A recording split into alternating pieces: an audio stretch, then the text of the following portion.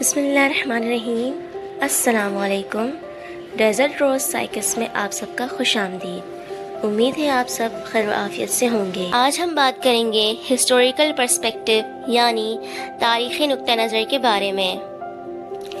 تاریخی تناظر کو اپنانے کا مطلب ان سماجی، ثقافتی، فکری اور جذباتی تربیات کو سمجھنا ہے جنہوں نے ماضی میں لوگوں کی زندگیوں اور اعمال کو تشکیل دیا تھا۔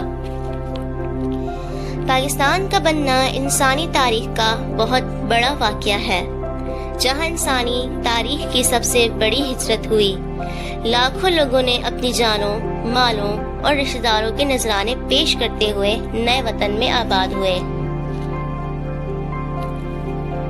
اگر کسی قوم کو برباد کرنا ہو تو اس کے نظریے کو ختم کر دینا چاہیے، کیونکہ جب نظریہ ختم ہو جائے تو مقاصد ختم ہو جاتے ہیں، ذمہ داریاں ختم ہو جاتی ہیں اور منزلیں کہیں گم ہو جاتی ہیں۔ اتفاق اور اتحاد باقی نہیں رہتا۔ مفاد کے باعث بہت سی برائیاں جنم لیتی ہیں۔ مفادات الگ الگ قسم کے ہوتے ہیں جو لالچ، نفرت اور ناانصافی کو بڑھاتے ہیں۔ یہ جنوبی ایشیا کا نقشہ ہے۔ آج جنوبی ایشیا کے ممالک میں پاکستان، بھارت، بنگلہ دیش، نیپال، بھوٹان، سری لنکا اور مالدیو شامل ہیں۔ کسی زمانے میں جنوبی ایشیا کا بڑا حصہ ہندوستان پر مشتمل تھا، جہاں مسلمانوں کی حکومت تھی۔ بہت سی اشیاء مثلاً مسالے اور پھل یورپ میں بہت پسند کیے جاتے تھے۔ یورپ کے لیے ہندوستان تجارتی لحاظ سے بہت اہم تھا۔ یورپ سے تجارت کی غرض سے بہت سی قومیں ہندوستان آتی رہتی تھیں، اور یہ قومیں تجارت کے ساتھ ساتھ ہندوستان کے علاقوں پر آہستہ آہستہ قبضہ کرنے لگیں، کیونکہ ہندوستان کے مال و دولت کو دیکھ کر ان میں قبضہ کرنے کی خواہش بہت پہلے ہی جاگ اٹھی تھی۔ انگریزوں نے مغل بادشاہ جہانگیر کے دور میں ایسٹ انڈیا کمپنی کے نام سے ہندوستان میں تجارت شروع کی۔ انگریزوں نے چند بڑے شہروں مثلاً کلکتہ، مدراس جو کہ موجودہ نام چنئی، اور بمبئی جو کہ موجودہ نام ممبئی کے نام سے جانا جاتا ہے، جہاں اپنے تجارتی مراکز قائم کیے۔ انگریز چونکہ یہاں پر قبضے کے خواب دیکھ رہے تھے، اس لیے انہوں نے تجارتی سامان کی آڑ میں اسلحہ ذخیرہ کرنا شروع کر دیا۔ 1750 تک انگریز یہاں سے دیگر یورپی اقوام کو نکال باہر کر کے جنوبی ایشیا خصوصاً بنگال کے علاقے میں اپنا اچھا خاصا اثر و رسوخ قائم کر چکے تھے، یہاں تک کہ انہیں کلکتہ میں جس قلعے میں رہنے کی اجازت دی گئی تھی، انہوں نے اس قلعے پر بھی قبضہ کر لیا تھا۔ بنگال کا نوجوان حاکم نواب سراج الدولہ انگریزوں کے ارادے بھانپ چکا تھا۔ اس نے ان کا اثر و رسوخ ختم کرنے کے لیے جنگ کا فیصلہ کیا۔ ادھر انگریزوں نے بنگال میں ہندوؤں اور سراج الدولہ کی فوج کے سپہ سالار میر جعفر کو پیسے کی لالچ دے کر اپنے ساتھ ملا لیا۔ 1757 میں پلاسی کے مقام پر نواب سراج الدولہ اور انگریزوں کے درمیان جنگ ہوئی۔ سراج الدولہ کے سپہ سالار میر جعفر کی غداری کے باعث اس جنگ میں سراج الدولہ شہید کر دیے گئے۔ سراج الدولہ کی شہادت کے بعد انگریزوں نے میر جعفر کو بنگال کا حکمران مقرر کر دیا تاکہ اپنی مرضی کے کام کروائے جا سکیں۔ رفتہ رفتہ انگریز پورے بنگال پر قابض ہو گئے۔ بنگال پر قبضے کے بعد انگریزوں کی توجہ دوسری ریاستوں کی جانب ہوئی، تو وہاں کے حاکموں کی جانب سے انہیں سخت مخالفت کا سامنا کرنا پڑا۔ ان میں میسور کی ایک خوشحال ریاست کے حاکم حیدر علی بھی تھے۔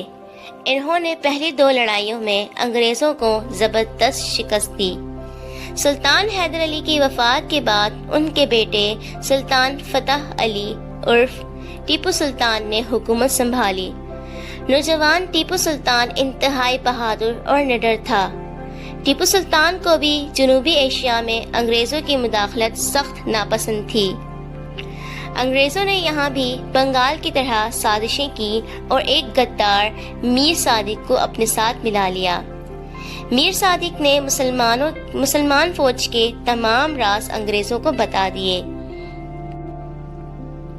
ٹیپو سلطان نے بڑی بہادری سے انگریز فوج کا مقابلہ کیا اور 1799 میں سرنگاپٹم قلعے کے دروازے پر انہیں شہید کر دیا گیا۔ ٹیپو سلطان کی شہادت پر ایک انگریز جنرل خوشی سے چلایا کہ آج ہندوستان ہمارا ہو گیا۔ اس طرح بنگال اور بہار کے علاقے انگریزوں کے قبضے میں آ گئے۔ آہستہ آہستہ انگریزوں نے اودھ، دہلی، پنجاب اور سندھ پر بھی قبضہ کر لیا۔ اس طرح وہ انگریز جو تاجر بن کر یہاں آئے تھے اب تقریباً پورے ہندوستان پر قابض ہو چکے تھے۔ اب ایسٹ انڈیا کمپنی کی فوج میں صرف انگریز ہی نہیں بلکہ یہاں کے مقامی ہندو اور مسلمان سپاہی بھی بھرتی ہو گئے تھے۔ 1857 میں اچانک مقامی سپاہیوں میں کسی طرح یہ خبر پھیل گئی کہ بندوق میں استعمال ہونے والا وہ کارتوس جنہیں دانتوں سے کاٹ کر بندوق میں ڈالا جاتا ہے ان میں حرام جانور کی چربی استعمال کی گئی ہے۔ اس سے ہندو اور مسلمان سپاہی بھڑک گئے۔ انہوں نے انگریزوں کے افسروں کو گولی سے اڑانا شروع کر دیا۔ یہ سپاہی ہندوستان کے انگریزوں کے قبضے سے نجات بھی دلانا چاہتے تھے، اس لیے اس جنگ کو جنگ آزادی کا نام دیا گیا۔ اس جنگ میں مسلمان مجاہدین پیش تھے۔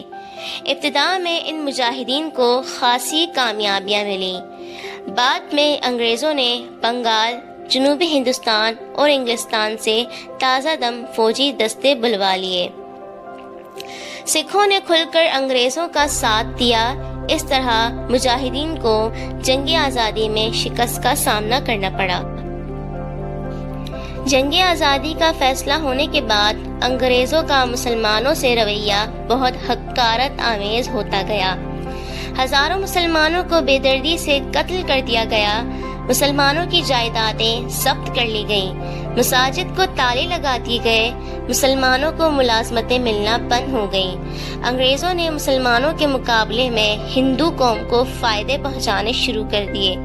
غرض مسلمانوں میں بے چینی بڑھتی رہی اور انگریزوں سے نفرت اور ان سے چھٹکارا پانے کا جذبہ شدید تر ہو گیا۔ ابتدا میں حصول آزادی کی جدوجہد میں مسلمان اور ہندو دونوں ساتھ ساتھ تھے، لیکن وقت گزرنے کے ساتھ ساتھ مسلمانوں کو اس بات کا شدت سے احساس ہونے لگا کہ ہندو ان کے ساتھ مخلص نہیں ہیں اور وہ انگریزوں کے جانے کے بعد مسلمانوں کو اپنا غلام بنا لیں گے۔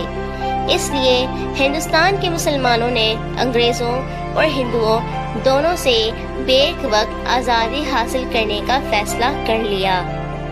ویڈیو پسند آئی ہو تو اسے لائک، شیئر اور سبسکرائب ضرور کیجیے گا۔ ملتے ہیں اپنی اگلی ویڈیو میں۔ اللہ نگہبان۔